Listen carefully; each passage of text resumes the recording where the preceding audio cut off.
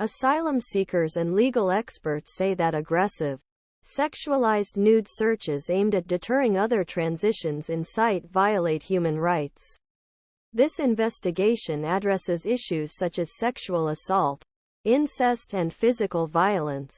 Names marked with an asterisk have been changed to protect identities.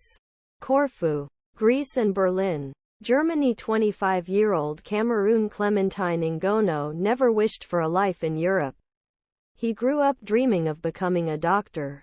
But when he was 10 years old and the first raggle, his father sat him. "You are now a woman. My woman," Ngono said to Al Jazeera. He kept her alive with her uncle, who soon began raping her. He now understands that this is a mandatory marriage. He fled at the age of 11. And after meeting his partner years later, his family fled Cameroon while still trying to find him. The couple made a dangerous journey to Turkey, the future of the first son. They then went to Greece, where Ngono had another terrible harassment incident. In the early hours of September 15, 2021, they took a gray rubber boat and sailed with 33 others. They knew that it would be dangerous to sail at night in unpredictable weather in early autumn. 20 kilometers from Turkey to Greece transition.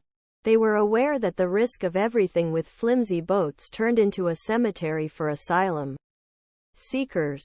And if they crossed the European Union border, they feared that Greek officials could send them back by the so-called pushback method, an illegal and often violent movement that would leave them desperate in open waters. This fear came true and worse. Shortly after the sunrise, they arrived on Samos Island in Greece.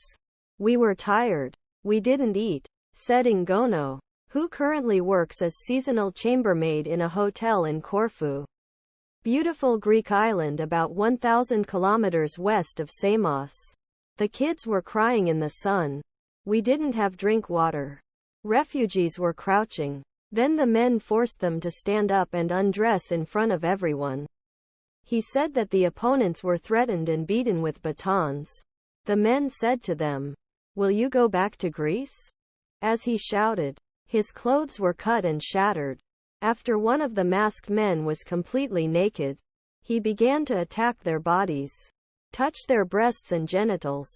Ngono tried to resist at first, but they hit me when they came over me. "I lowered my pants myself," said to Al Jazeera. "He called us everywhere," he said, pressing his two fingers together and pointing his belly. "He put his hand in my like this, and on my anus." The men used the same plastic gloves to search for all refugees traveling together. They received Ngono's phone and the €500 he carried with him. Later, the group was put on lifeguard boats and left back to the Mediterranean. It was a huge humiliation. Ngono nodded in the shade of a fig tree. He filed a lawsuit in a Greek court for allegedly seeking forced body and genitals as extremely invasive and aggressive. The preliminary investigation of the case con.